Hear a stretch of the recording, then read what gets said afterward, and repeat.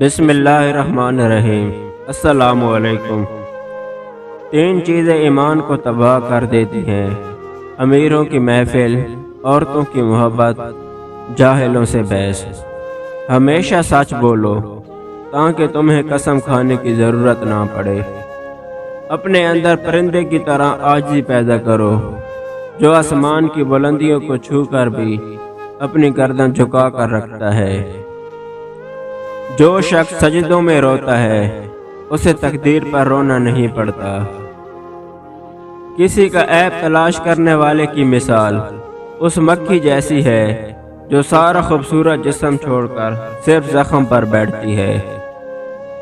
غیبت کرنا کمزور آدمی کی آخری کوشش ہوتی ہے۔ غرور اور غفلت کا نشہ شراب سے بھی زیادہ ہوتا ہے۔ جو اس نشے میں مبتلا ہو جاتا ہے وہ جلدی ہوش میں نہیں آتا۔ اس شخص میں ہرگز دلچسپی نہ لو جو تم سے دوری اختیار کرتا ہو۔ جو شخص چھوٹی چھوٹی مصیبتوں پر صبر نہیں کرتا اللہ تعالیٰ اسے بڑی آزمائشوں میں مبتلا کر دیتا ہے۔ اگر تم چاہتے ہو کہ تمہاری کوئی دعا رد نہ جائے تو اپنے دن کا آغاز صدقہ دینے سے شروع کیا کرو۔ اپنوں کو اپنا ہونے کا احساس دلاؤ ورنہ وقت آپ کے اپنوں کو آپ کے بغیر جینا سکھا دے گا۔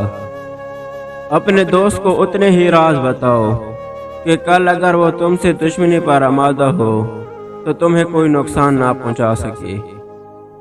اگر کسی بیٹی یا بہن کو تمہاری وجہ سے راستہ بدلنا پڑے تو گلی کے کتے اور تم میں کوئی فرق نہیں۔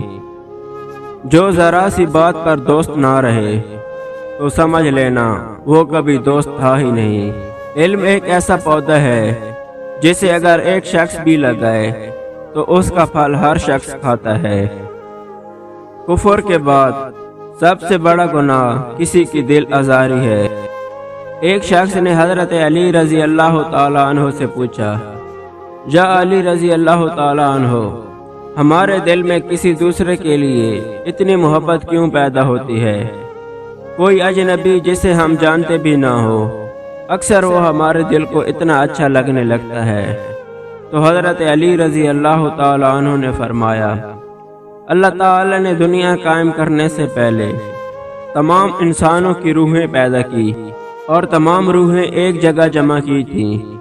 وہاں پر جو روحیں ایک دوسرے کے بہت نزدیک تھیں، جب وہ دنیا میں ایک دوسرے کے سامنے آتی ہے تو محبت پیدا ہوتی ہے۔ اصل میں روحوں کے ملنے سے محبت پیدا ہوتی ہے۔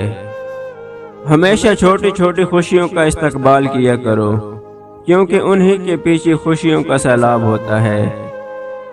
جب تم بغیر کسی وجہ کی خوشی محسوس کرو تو یقین کر لو کہ کوئی نہ کوئی کہیں نہ کہیں آپ کے لیے دعا کر رہا ہے۔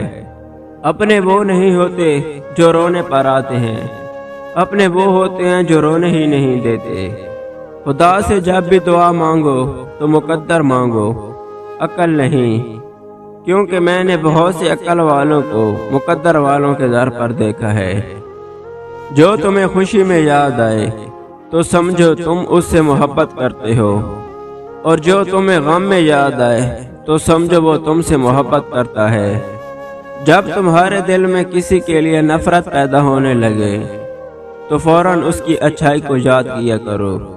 جب انسان کی عقل مکمل ہو جاتی ہے تو اس کی گفتگو مختصر ہو جاتی ہے۔ ایمان اور حیا 2 ایسے پرندے ہیں کہ اگر ان میں سے ایک اڑ جائے تو دوسرا خود ہی اڑ جاتا ہے۔